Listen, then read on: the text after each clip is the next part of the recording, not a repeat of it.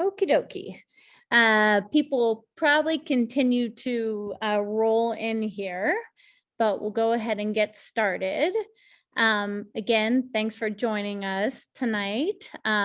Feel free throughout this information session about the residency to throw questions in the chat. And if we don't get through them throughout the course of the presentation, we'll of course answer them at the end. So until that point, if you just don't mind muting yourselves just so there isn't any background noise, that'd be awesome. And then I did also want to say that we will be having another information session on Monday that is in person. So if for some reason you would like to attend that focus and for that session is going to be more about artists having opportunities to speak with other artists that have been in the program or are currently in the program. So it's more of a peer-to-peer session versus this session, which is really kind of about the application process and helping all of you build a successful application for residency. So yeah, we'll get started here. I'm going to share our screen.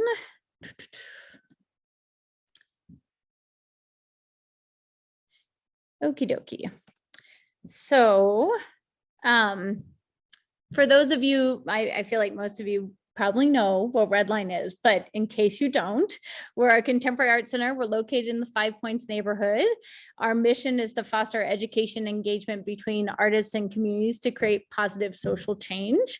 This is an important thing to just know because it's certainly something we do expect applicants to know going into this process. So what our mission is and what we do, which we'll kind of talk about a little bit later. The purpose of this session really is to, help you understand better kind of what we're getting at when it comes to the application for residency. And of course, create a space so that you can ask questions about this process. So what is the residency? It's 2 years and you get 2 years of free studio space. Alongside that studio space comes monthly industry talks, which industry talks are really sessions that are artist directed. So artists will say, we really like the cohort will decide really what the topic is that we're going to tackle. So it may be financial planning, it may be gallery representation, it may be public art commissions. Whatever the current residents are interested in learning more about, then Lee and I go and find someone who has that expertise or is currently in that is a cultural worker in that, with that expertise to come and speak to the residents. So it's more of a, presentation with the group for resident artists. We do monthly studio visits. So that is also very much driven by who artists would like to meet within the cultural community in Denver, and also thinking about how that can expand out to our national network and how that can thus help your network. We do artist trips to different arts ecosystems.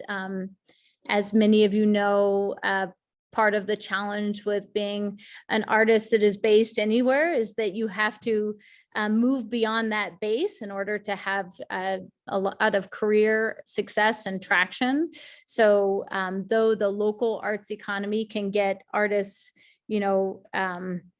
a certain amount of security, it's really when your work goes beyond kind of the geographic limitations where you really start to get more traction and potentially more representation outside of Colorado. So that's one of the reasons why we do the trips, in order for you guys to help you network outside of the state.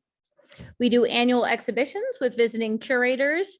That's also a way that we really look at, how we can build relationships for artists. And so as opposed to an artist having to find curators who discover them or, stalk them on Instagram or social media, we try to help broker those relationships for you. Artist-driven project support, Redline's a nonprofit. So we're always looking at different grant opportunities that really anchor and center artist practice and how we can then match make those opportunities with the interests the artists in the residency have. It's very self-directed. So, you know, this residency does not follow a formal curriculum. It's really recognizing that there is a lack of infrastructure around artist careers, and how we really try to meet you where you are at in your practice and putting resources around you. You know, many organizations are, of course, focused on, you know, the object and the presentation of the objects, and how the work is going to be spoken about, where we're really focused on you and kind of what your needs are and how we can provide space for your work to grow and for your relationships to grow and your financial security to grow. That being said, we don't pretend to know what all of you need. So we really, you know, try to connect with each artist in the residency to help, you know, with the goal setting, and so that we can kind of put resources around you that help bring you down the path that you want to go. We help with institutional connections, of course. So if whether you find your work is best in galleries or in museums or you know, out in the public or through rather social engagement, we try to help develop those relationships with institutions that do similar work. Like it says, we're very human-centered versus object-centered. So we really focus on you. We love the work, of course. We want to support the work, but we're really thinking about how we can help you as an artist in this ecosystem in Denver. We're very collaborative. It's a very collaborative residency. So it looks to not only find ways where artists can work with each other, but also, you know, there's almost like a peer mentorship that goes on between the studio spaces, because, you know, the doors are open and it invites that kind of exchange. The programs at Redline really embrace this intersection of arts and social justice. We see that artists and their work really advance a lot of social justice initiatives. That being said, your art does not need to address social justice issues, you know, and this is just part of our community and education programming, which again, if you dive into the website, you'll be able to learn more about that. But again, it doesn't impose any sort of criteria on what you as makers are doing. It is just something that our programs really focus on the intersection of. We look at network expansion and professional development support, which I've mentioned already. And then of course, opportunities for engagement in our education and outreach programs. So, you know, looking at how you as a artist in this space have a connection to some of our initiatives that are already baked into the program, and how that could potentially advance or amplify some of the work that you're doing. The application is on Submittable. Hopefully you guys have had a chance to go through that already. And, you know, applying for a login is free. The application fee that we have for the residency, it's really to help us support the honoraria for the selection panels. They go through around 300 applications, and it's a lot of time. So it helps us recognize the jurors' time. But that being said, we do offer a waiver if the $35 for that application fee is a hardship, and you can email us to do that. Because we know, of course, during this time and really all times in artists' lives, that sometimes finances are not that stable.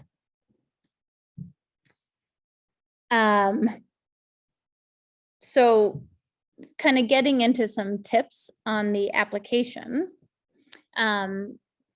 And hopefully, again, you guys have had a chance to cruise through it. But what we look for in the artwork samples, of course, this is the section of the application that the jury will first review.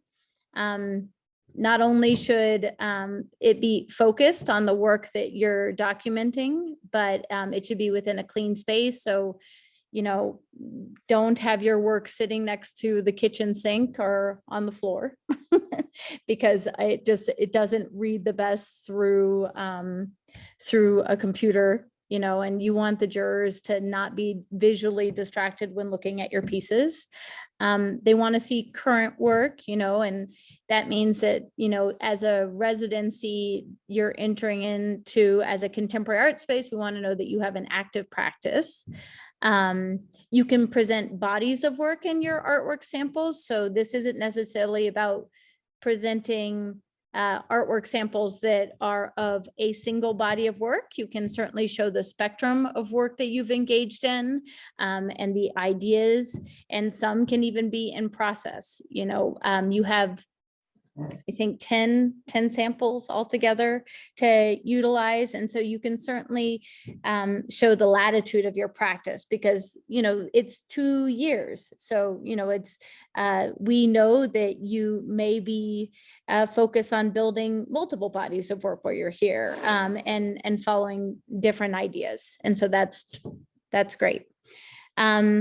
Also, just, you know, on the artwork samples, it's good to have an artist statement that is going to support the images that you are presenting, so that there isn't necessarily a dislocation in kind of what you're saying your work is about, and presenting images that don't necessarily amplify what you're saying.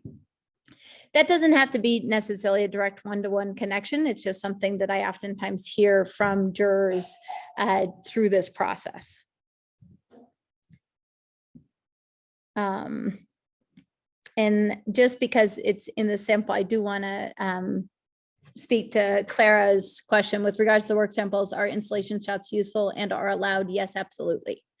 You know, and it's not that necessarily anything is not allowed. I don't know if I've ever used that phrase at Redline. You know, it's just more providing feedback based on how I have seen jurors behave in the past when it comes to work. So, you know, make sure that the images are, you know, obviously representative of the piece. If they're pieces that don't really read well digitally, you know, maybe don't include that work. Try to choose images that really read well from a computer screen. And of course, people have all sorts of different styles of computers. And, you know, as much as I hate to say it, we could have jurors that, you know, are looking at this, you know, with tiny screens on their phones because they're running late to the deadline for the jury selection process. So just set folks up for success when it comes to your artwork samples and the images. To give you a little bit of background on the jury process, it is 3 rounds, which really takes 3 months, and it's 2 different selection committees. So there is the art jury and the community jury. Every year, this is a different group of people who are reviewing the applications. So I will say this until I'm blue in the face, that, you know, if for some reason you do not advance, please know that is always a different person in the coming year that would be reviewing your work again. And really the idea is to usher in different aesthetic subjectivities and not necessarily have any kind of just institutionalized gatekeeper, which is why there are, you know, I do not sit on the jury, I facilitate the jury. Lee will be helping to facilitate the jury this year. So just know that, yeah, that is kind of the mechanics of that. The 3 months, it's really, because again, it's a multiple panel process, but it's, the idea is that the application isn't too arduous. So please don't kill yourself over the application, though the jury process takes a long time. We really hope that the application process itself does not take you too much of a time, because you spend your lives applying for things, and, you know, we just don't want to be one of those that it's too arduous. Come on, you. So to just chat a little bit about the art jury process, it really, they review artwork samples only. I don't know why that hanging comma is there, but for some reason that's there, our apostrophe. And it reviews the artist statement. So this is why I say, you know, make sure that if you're providing 10 artwork samples, that your artist statement, you know, helps to draw a relationship, and that the jurors can see the artwork because they'll be reviewing those samples first, read the statement, and be inspired to kind of think about the connection between the two. This jury also determines who advances to the second round, which is the community jury. The community jury reviews the full application material. So you know, what your goals are for the residency, the mission alignment, what interests you have in engaging with individuals both within and beyond the studio. So it gets at kind of the meat of the application. That's what the community jury focuses. So your artwork has already been reviewed. It's already a go. And it's now kind of digging into, you know, what kind of community member are you going to be within a, you know, a cohort of 18 other artists, and looking for those kind of synergies.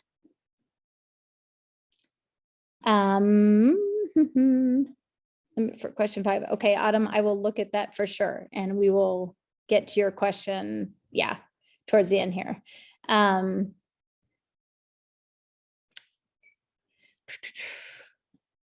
The interview round is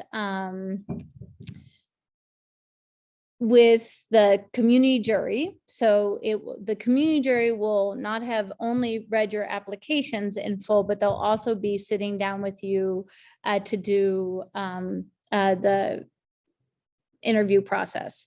So the interview round really tries to see, like, what is your studio use currently? What's the frequency? Why is this the right time for you to participate in the residency?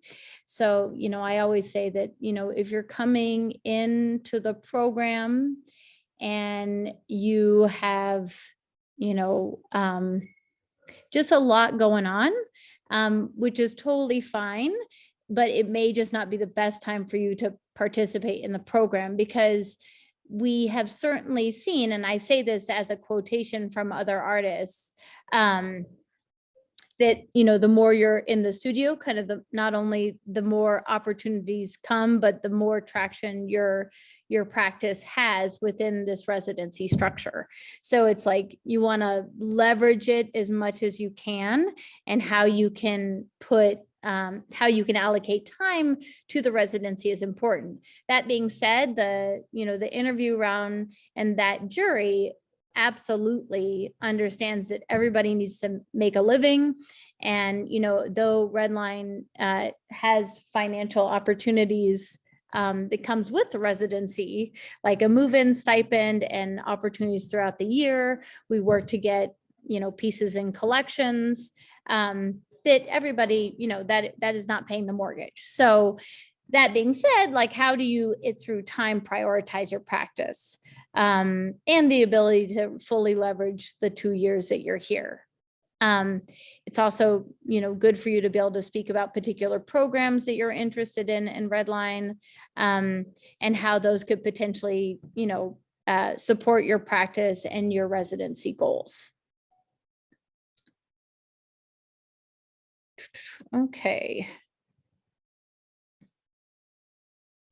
Some just tips, of course, for those of you who can, please come and visit.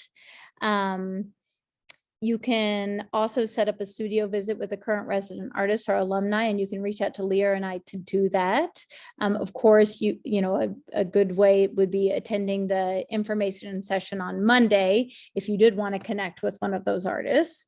Explore the website and learn about the programs. Get involved if you can. So if for some reason, you know, your application does not advance beyond the first round, and it's really your first time applying and it's your first time learning about the organization, it may be a good idea to find a way to get involved. We of course work with artists throughout the community beyond the residency, and have a lot of different programs and opportunities based on people's practice to get involved with. And of course, the age-old tip of have someone review your application materials and images. Okay, I'm going to stop there and jump up here to these questions.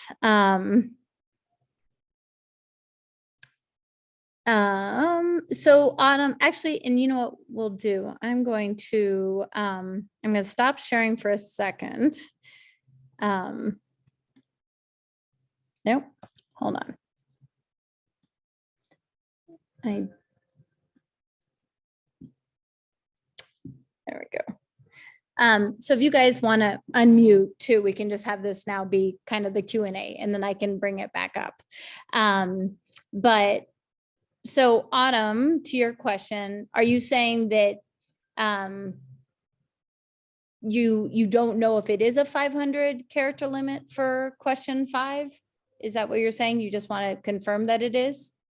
Thanks, Lisa. No, it shows up. All the other questions are 3,000 characters, but that particular question is 500 characters.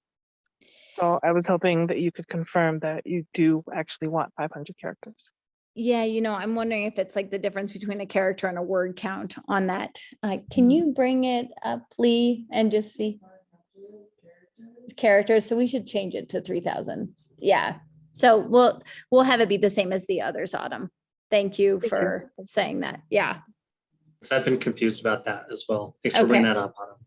Yeah. Okay. Absolutely. And sorry for that. And I'll email the folks who have already applied about that we'll open it back up again.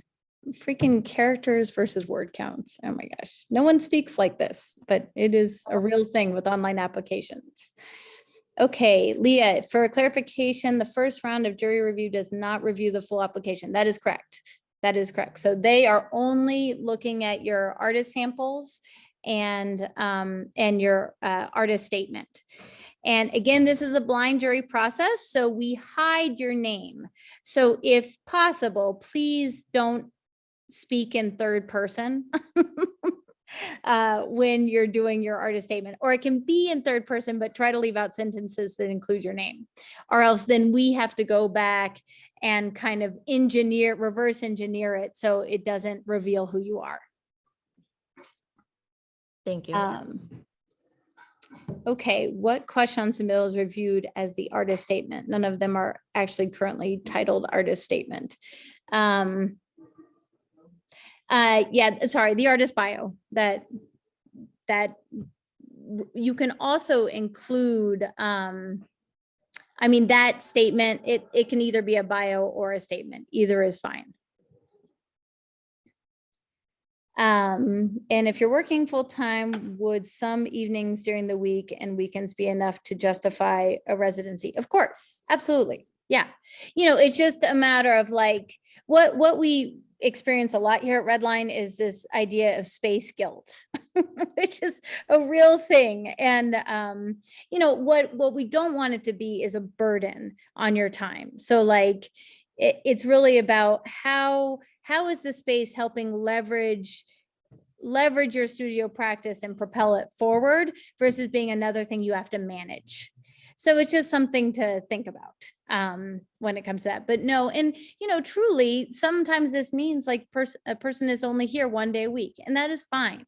It's just wanting people to be thoughtful about leveraging it, and of course within their criteria, but not wanting it to be an additional burden, and also thinking about, would it be better for someone else to utilize this space because they can truly be here more during this time, when really next year, when I don't have this going on, that may be a more appropriate time for me to apply.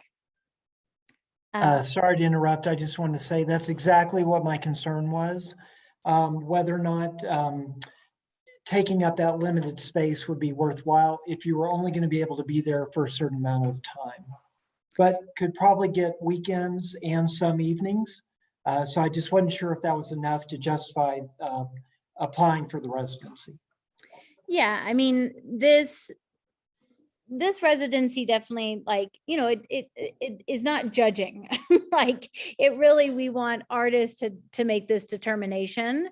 And, if just weekends or, or evenings are feasible, that's what's feasible. It's just a matter of like, it's your determination of what you feel like will really help your practice, and your own sense of like, maybe now is not the best time, or maybe it is. But we do understand 100% that everybody has to make a living. We always, I mean, I have a personal goal for pretty much everyone who comes in the residency, is how do we work them out of a job, in the sense that if you want your practice to be your financial floor, how do we work towards that aim? And not always successful, but we certainly do try. Okay. May I ask another portfolio related question? Yeah, please. I think for me, when I've applied in the past, there's so many hangups over what to look for in a portfolio, and how that blind jury, what scope they're using when they're looking at the portfolio.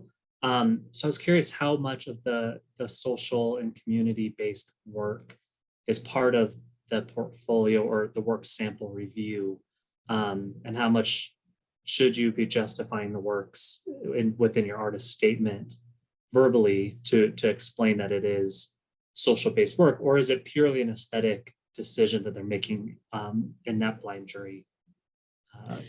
Yeah, part? it's a great question.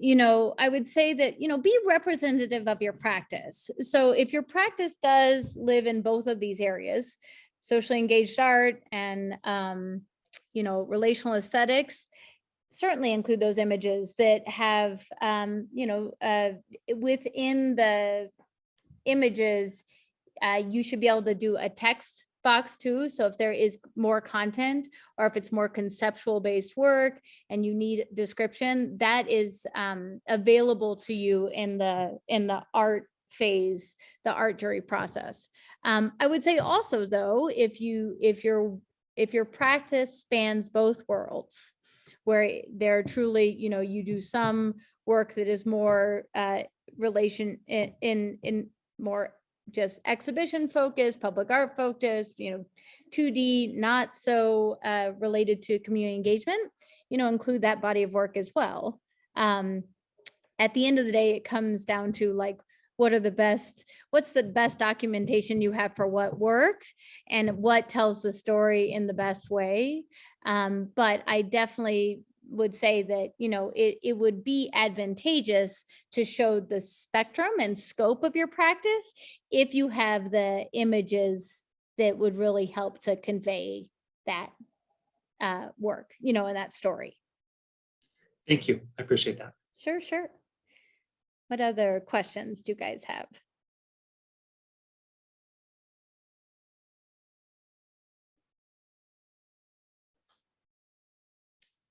You said it was 10 images total?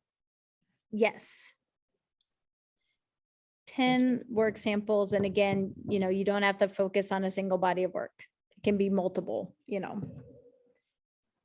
Okay, so it's okay if it's pieces that you feel really strong about. Should you write about that if they're not cohesive, possibly, but maybe why you're submitting them? Or it doesn't need to be cohesive, Okay. It's because this is unlike, curating an exhibition. We're really our focus is curating people, just like what is going to be a really robust, interesting, diverse cohort of individuals who are going to help each other in their career path and in their, and building a community together.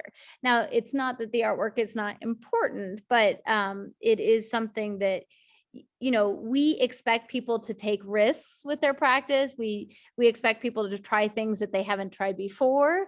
So it's not like you're being held to a certain idea of your practice based on your application process. You are being held to actually the opposite, that you really will explore and inquire and do things that don't necessarily feel comfortable.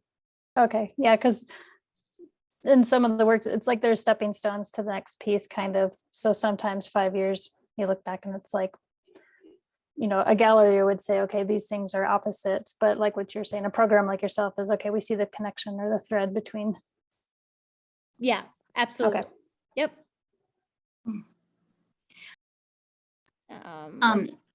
Go ahead. Thanks. Sorry for coming in a little late. I had to work and I just wanted to be here as much as I could. My practice is about maybe well, probably about a third of social work, working with other, collaborating in my community. So I have some photos that show some of that work. And then the rest of my practice is my personal paintings. Would it make sense to then put in 3 or 4 pictures of programs that I've been able to get a grant for and work with other people, and then do the rest of my own paintings? Should it be kind of representative of my practice percentage wise? I'm just trying, or do I need to put those pictures in there of that social work? I would say, do both. Okay. And no, it doesn't have to be exact percentage. I would say whatever tells the story of your practice Right. in the best way and in the broadest way, because Okay. Right. yeah. So, Thank you. Mhm. and you really can't get this, I would of course recommend having someone that is going to be honest with you, review your application, and just say like, yeah, I totally understand this project through these images, and it doesn't look like necessarily, especially with like socially engaged art or, relational aesthetics, it doesn't necessarily just look like people in a room or in a space together. Like there is some sort of substance that is coming out through your creativity that can be documented in a very distinct way, especially if you're submitting multiple ones of those. So, or definitely including a text of what's going on, where you are, and what it is, So can you hear me okay? Uh-huh. Okay. Yeah, about the work samples, again, I have pieces that aren't easily captured in a single image, but I don't want to waste. So it seems like you have 10 pieces that you can submit, but I don't want to waste the images on one piece, if you know what I mean. Because I have like installations that are multifaceted and showing just the art object or one of the objects versus the overall of the installation. You can also, we pretty much in the submittable administration, we allowed for every type of file. So if you feel like a video is a better capture of a a multi-dimensional work or an installation, you can certainly use a video to capture it. Yeah, I would, of course you can do installation shots. It's not as if you can have like, it's limited to one piece per frame if it's a more complicated work. But whatever format you feel like can best capture it and how you can do that efficiently, whether it's a video or something, I would say maybe go that route. Right. Well, if that helps. That presumes that video documentation won't. I mean, Well, so it sounds like a single file, right? Right. But a PDF of maybe 5 stills that represent the different facets of the work would suffice. That's fine. Yep, PDFs are allowed. Now, of course, the jury will get annoyed if like you upload a 20 chapter, No, I can be concise. PDF. No, I get the point. I just like want to make sure because, like this shouldn't have a table of contents is what I'm saying. Like, but yes, you can please utilize all the formats available to do service to the work if it's more complex than necessarily one frame. Yeah, definitely. Certainly selling works are allowed. Basically what we do in terms of, we really encourage people to walk in and purchase work for the artists. We don't operate like a gallery. We basically try to be in some ways your advocate when you're not in the studio. So, it's an open studio format. So if someone comes in and they're interested in purchasing your work, we look and hope for like business cards you have set out, or a website that we can send them to, or a pricing list that you've set out so that we can connect you with your patron even when you're not there.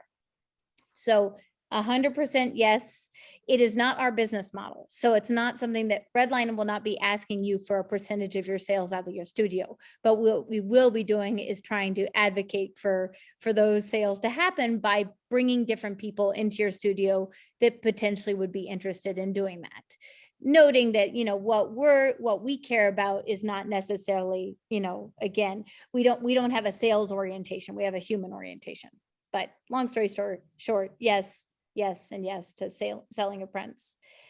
We have, yeah, it's surprising that this doesn't come up more, but of course we have accommodations for pets and service animals.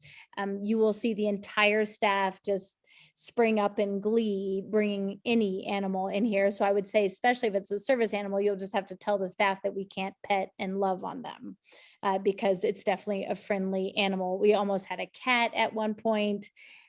This is probably not what's going to happen here, but no, we are definitely a friendly. And if you have little ones, so if you have children, we've definitely have artists who've had children before in the space and hang out in their studio with them. This is supposed to be an environment that understands the life around the artist and not just the production of the artist. The expectations for the shows, and will they be happening on so we have an annual exhibition, and as resident artists, you participate in 3 during your time here, plus any anniversary or retrospective shows we may have of the residency. So oftentimes that happens at the beginning of each calendar year. It's a little funky with COVID, and sometimes it's funky with curatorial availability because we really try to bring in a different curator each time. So you're always kind of developing these different relationships.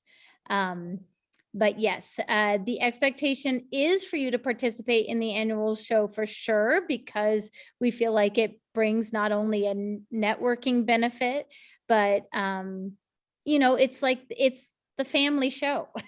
So to have someone not participate is just depressing. But if, for example, you are out of town or you have another short-term residency during that time, we'd love to see that you still submit work, even if you can't be there in person. I just want to clarify, it looked like from the prospectus that there were going to be shows either quarterly or every 120 days, something of that nature. So it doesn't look like there's going to be that expectation of having to have work ready for a show that frequently. No, oh my Okay. gosh, no. Cool. We would all be dead. Yeah. That's what I was thinking. I was like, that's a lot of expectations. So, but annual's fine. Yeah, that no, it's just an annual exhibition. Now, if you have your own exhibition idea, or if you have your own project you're working on, our frequency to be able to make space for that, it can go through like an exhibition proposal process through our exhibition committee. So it's not that artists can't bring ideas to us. In fact, we welcome it all the time. But and even projects that occur outside of Redline. But no, there is only one annual Resident Artist exhibition. And then the other exhibitions are similar to like a museum or a gallery. We have submissions for exhibition proposals that kind of build towards an annual theme each year. Do we have access to dark rooms and kilns? Sadly, no. So we have had artists who bring in kilns that actually do not have the same voltage requirements for like the large kilns, but actually can go off a regular plug. And so we've seen ceramic artists, make it work. And, there are things, and sadly, yeah, we don't have a dark room. We can, of course, point people in the direction.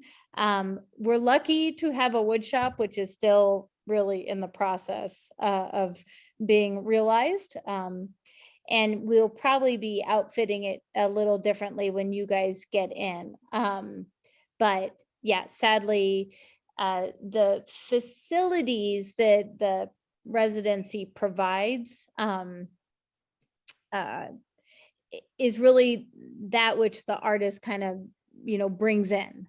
So, which we have seen artists practice shift in really exciting and interesting ways because of the challenge that the facility presents, and that it is like 4 white drywalls as your studio practice. So, we've had printmakers turn into installation artists, and, it just kind of depends upon your flexibility in terms of what the space can do for you and what you can build the space to be. So yeah, sorry about that. It does stink. Is there any type of structured mentorship relationship between four? Oh, yes, absolutely. Yeah, we have actually alumni doing studio visits as we speak. So this is a very intentional practice here at Redline. Not only do we, like the trips, for example, are open to alumni. Any communications I send out are oftentimes included with the alumni. Our annual gala where we do commissions for artists includes the alumni. So there's many moments that we try to braid those relationships together and to create levels of mentorship and community across cohorts. You might get to this later on in your presentation, but just wanted to ask. So traditionally, there were two cohorts kind of going on that would overlap with the shared studios at the beginning and then potential for solo studios after. COVID kind of shook all of that up and is shaking up all the timing. And I was wondering if you're getting back to that, if you're accepting a new 18 or so artists this time around, and then you'll bring in a second cohort next year, or how if you're getting back on track and what that looks like. No, thank you. That's a good question. And actually what I'll do is I'll jump back in just for a second to this slide. So here is just a quick, let's see if it goes, yay, it did. Very bland diagram of the space. We have 13 studios that will be available to this cohort coming in. And yes, we will return to the practice of shared space. If we feel like the artists that are accepted, it's appropriate for them to share space. You know, oftentimes it has been this thing where once you go through your first year, the like kind of reward of the second year is having a solo space, and also based on the growth of your practice that happens when you're at Redline, it's oftentimes really necessary. But what I'll say is that, you know, part of this studio selection process, placement process, and whether sharing studios happens really is determined by the artist who is accepted. So like, if you have really large work, or you have really dusty work, or if you really, you know, it just is not conducive to sharing, that doesn't count against you. We'll give you just a solo space because that's what your practice needs. That being said, if your practice, you know, like say you only really are working on a computer, or you are coming to Redline because you really want to build a community of people and resources around you. And it's not necessarily that you need the most space, and actually you would benefit from sharing a space with another artist who has a practice that would share space well with you, then we'll look at those opportunities. I have thankfully had a very good track record in this, and that like anyone who has shared space during the last like 13 years has never, like, they've ended up really loving each other.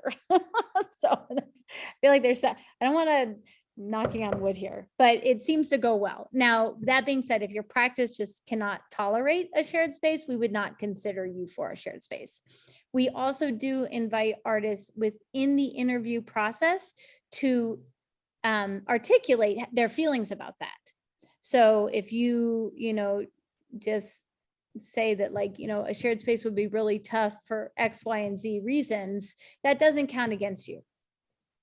So, you know, since we're looking at the floor plan too, I just want to note that there are a couple of spaces that are always shared spaces, and that's the large one here at the back. I don't know if you guys can actually see my cursor. You probably can't.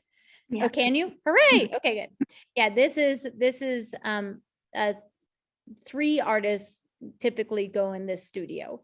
This studio here is where the wood shop is. So this back half is the wood shop. Oftentimes in this space, we will look to have an artist who specifically does, you know, is heavy installation, woodworking, etc., to pair with the wood shop because it's in line with their practice.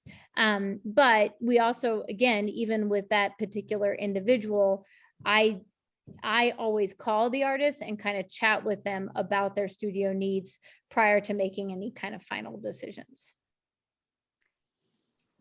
Okay, I'm gonna stop share again. And every time I stop share, I lose you guys and feel like I'm just talking to a computer. Okay, there you are. The Okay. question of Yeah. materials. So I use oil paint, and I also use Terpenoid, and I use mineral spirits for all of the cleaning and everything like that. But the Terpenoid is just a sharper, it gives me a sharper image. So, and it is something that I thought about when I started looking into applying way back. And I did start picking up some acrylics. How do you do you guys allow people who are used to using oil and that's their main, I don't know, just how do you look at that as a toxic material? Yeah, I mean, we do certainly, so what we'd probably end up doing with that situation is we would isolate you, in a sense, and like we would encourage you to have like a fan and it to be as healthy as possible for you, and try to really we really expect that artists who come into the practice to know the levels of toxicity of their materials.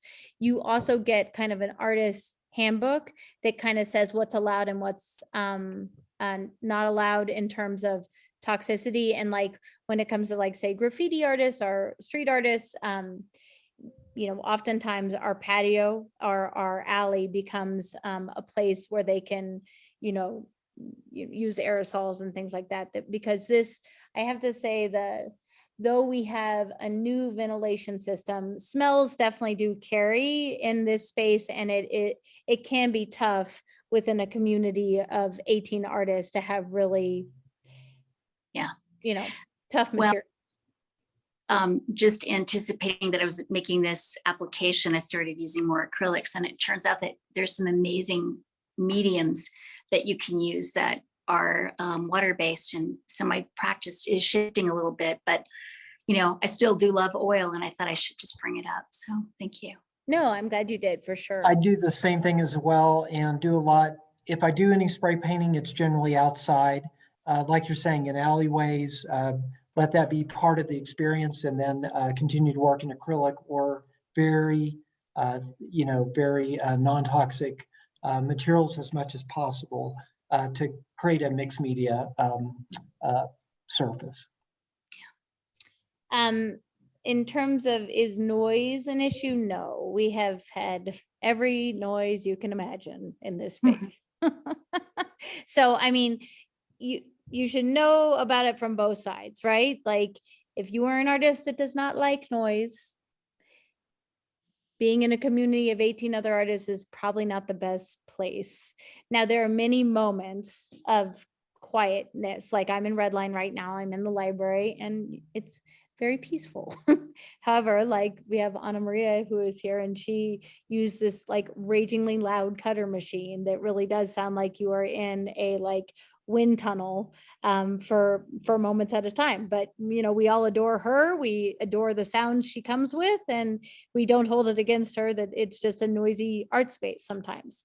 So an artist that participate in the residency have kind of their own shifts, and sometimes noisy artists and non-noisy artists don't necessarily always, they aren't in the space together. You end up having these kind of cohorts within the cohorts that you have similar studio hours. So, but everybody coming into the residency knows that hammering, sawing, cutting, every kind of sound. We have a sound artist here. We also have embodied and performance-based work that oftentimes will have music. So the majority of the work typically, people oftentimes just put on headphones and listen to music and focus. So there's definitely like a headphone culture too. And it's also a way of cueing to each other, like when you're just trying to lock in and get stuff done and you don't necessarily want to, connect. So it's also just this kind of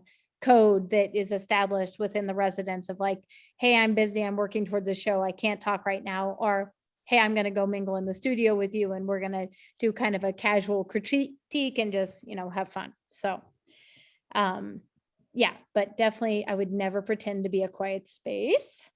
Mhm. Is it safe to leave expensive equipment in the spaces? Richard, yes, thankfully. We do have one studio that actually has like a lock-in closet because the artist that was previously in that studio built it. And then when I asked the new artist if it was okay, they said, oh, yes, please keep it. So there is also capital improvements that are welcomed in the studio. It just has to be okay with the next artist coming in.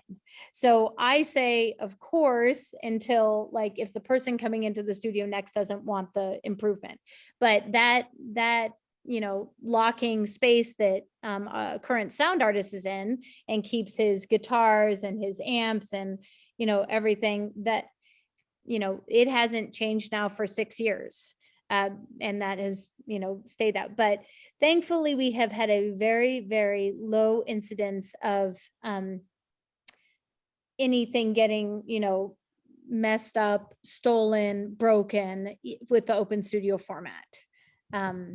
So yeah, we have a thankfully a good track record. It's not that it's never happened. It has happened and we do have a procedure for it, but thankfully it's never been anything too too expensive, too valuable, or too irreplaceable. It's been more like tools, things like that that go potentially have gone missing. So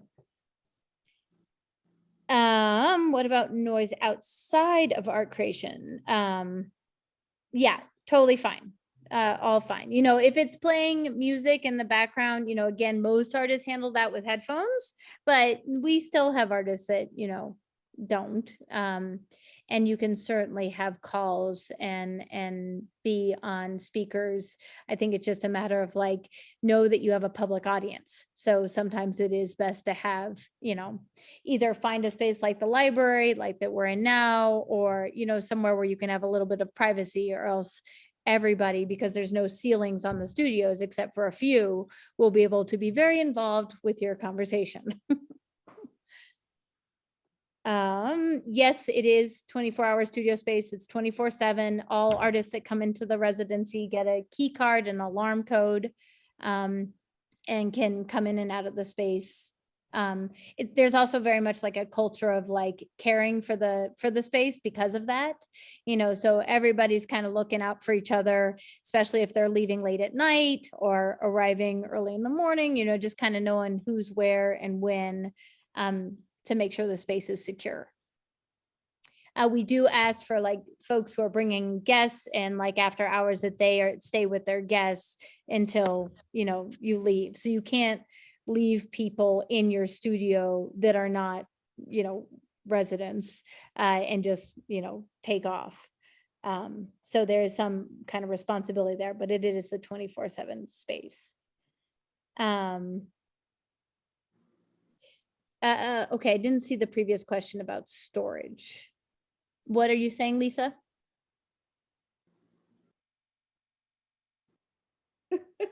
I'm asking how much storage there is because I have some very large oil paintings, a lot of them. And I don't know what the situation is. I mean, if you come to Redline and you cruise around the space, you can see how artists have addressed this within their studios. So there is not like separate storage space beyond the studios, but Okay. certainly artists have created like, like a loft system Yeah. in their studios to store work, Okay, to maximize the storage space. all right. There is street parking, but but there's also on-site parking. So we have a parking lot that extends down the entire building. Now we have very exciting activities that happen in the alley. So you just need to be aware. And I always tell artists to kind of park closer to the front if you can.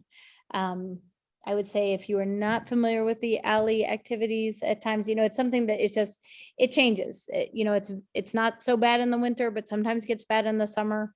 And, we try to make the space safe through cameras and different sort of security measures, and of course appraise artists about all of those measures when you come into the residency.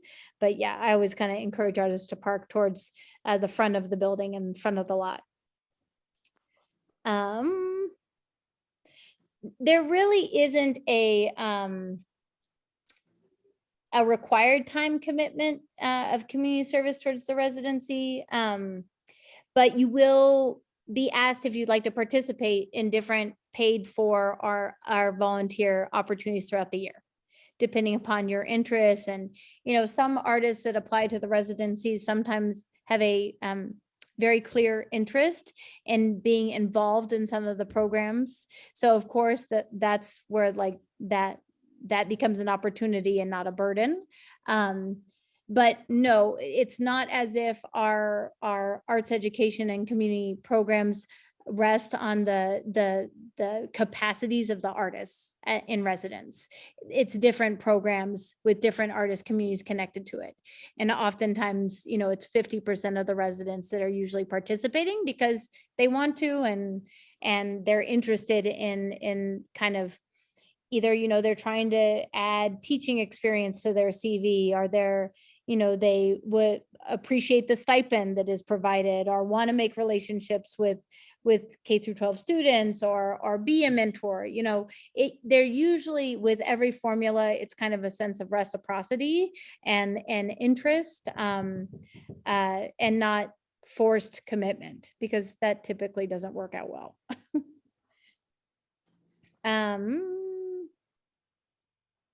Are all the studios located at the Red Line Gallery building? Well, so the studios, let me just bring up that floor plan again. Okay, I don't know what's going on here. Hold on. So as with this floor plan, the studios surround the exhibition space at the main space at 2350 Arapahoe Street. So, you know, we have rotating exhibitions in the exhibition hall and in the project space, and sometimes those are connected. But yeah, the studios surround the exhibition space, and when we open each day, the studios are open. So while we are operating for business hours, so do the studios. But in that case, we are kind of a shepherd to the studios, you know. So if you're not there, we're looking out for the studios, and then we close the studios at 5 o'clock when we close. But then of course you have key access. And then I lost you again. Hold on.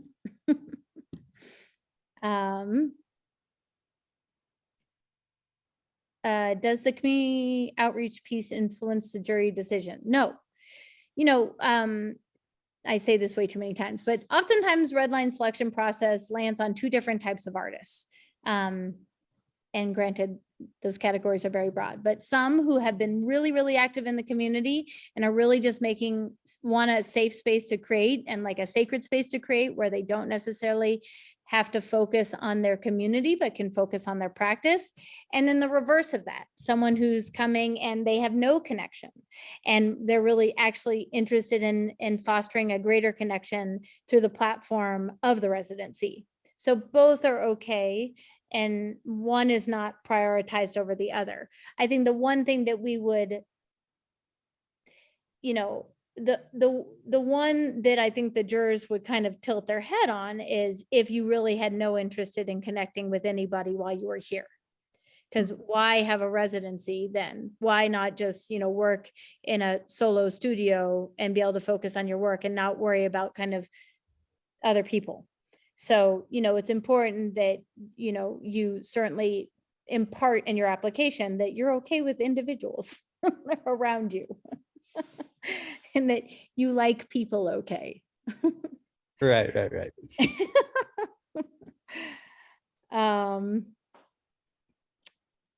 Okay, well, it is 6 o'clock. So I don't know if there's any last questions, or, you know, again, I want to invite everybody to Monday's session. That really is geared towards the like peer-to-peer. So we'll have Mario Zutz, Reagan Rosberg, and Rochelle Johnson, who will be kind of on a facilitated panel, really to take questions from artists about being an artist in the space, because Lee and I are administrators, so it's not like we're participating in the residency. So it just kind of gives you an opportunity to chat with artists directly. But yeah, if there are no other questions, oh yeah, I'm go ahead. The last question on the application only allows for 300 characters. And it's just if you have something that you want to add, this is the place to do it. And it ends up being about a paragraph. Okay. Yeah, you know, we will change that character limit, because especially with that question, we just want you to share what you want to share. But I would encourage everybody to be very concise, just because the jury is going to be reading a lot of applications. Now, don't be so concise that you don't say what you mean. But yeah, we'll update that, because 300 is a little small, but yeah, do try to be concise. And again, we do not want you spending hours and hours and hours on this application. It's not meant to be a hardship. So so rein your perfectionism in is what I'm trying to say. Which is nearly impossible with artist practice, but So you're gonna be there Monday at 4:30 as well? Correct. And for those of you who, well, I'll have Lee throw both her and my email in the chat. So for those of you who are not able to make it Monday, we can help you kind of connect with an artist who you can do a studio visit with if you'd like. And yes, to the question of like, what can recommend coming another time. If you've never been to Redline before and you can come, as in you're local and it's not too much of a trip, I would absolutely recommend coming, because you'll get a sense of it. I would want folks to know what to expect if they were to get a residency here, even from just like how the space is physically laid out and how it feels, so I would certainly recommend swinging by when you can.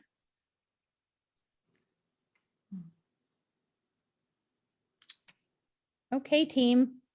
Thank you. How do you feel? You're going to just do great applications. It's going to be awesome. It's going to be the fun process. The animation behind you is pretty interesting. Getting distracted. I forgot about that. Yeah, so we have the BFA thesis show here from UCD. So yeah, we'll just go ahead. There you that. go. Better? But I'm glad that hopefully it just reinforced my Italian gesturing. So yeah, it'll be fine. Yeah, and please know that like we do not have a speck of elitism in this space. And I want you to know that we are a very communal, we're very collaborative. We really care about artists as people who are trying to just survive by doing wonderful things.